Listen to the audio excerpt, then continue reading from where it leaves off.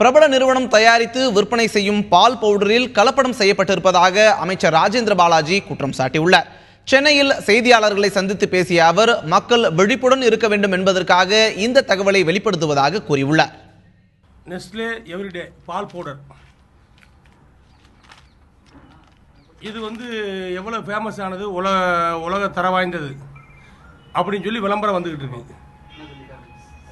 இதில் இந்த பால் பவுடர் இது பால் பவுடரில் காசிக் சோடாவும் ப்ளீச்சிங் பவுடரு கலந்துருக்கிறதாக ரிப்போர்ட் வந்திருக்கு.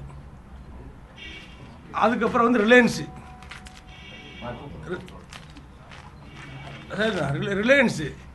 இது இந்தியாவில் உள்ள ஒரு ஃபேமஸான ஒரு பால் கம்பெனி, பல கோடிக்கு இது பண்ணக்கூடிய கம்பெனி.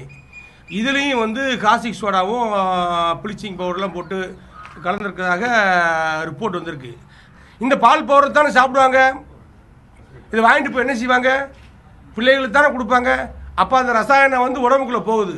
உடம்புக்குள்ளே போகும்போது ஆட்டோமேட்டிக்காக பல்வேறு விதமான வியாதிகள், கிட்னி பிரச்சனை வரும், லிவர் பிரச்சனை வரும், ஹார்ட் பிரச்சனை வரும், சுகர் பிரச்சனை வரும். இதையெல்லாம் நான் சொல்றது காரணம், மக்கள் விழிப்புணர்வோடு நல்ல கம்பெனியினுடைய பால்களை வாங்கி பாருங்க, பருகுங்கள். தனியார் பாலில் கலப்படம் இருப்பதாக கூறியதற்காக தமக்கு தொலைபேசி மூலமாக மிரட்டல் வருவதாகவும் அதை சந்திக்க தயாராக இருப்பதாகவும் அமைச்சர் ராஜேந்திர பாலாஜி தெரிவித்துள்ளார்.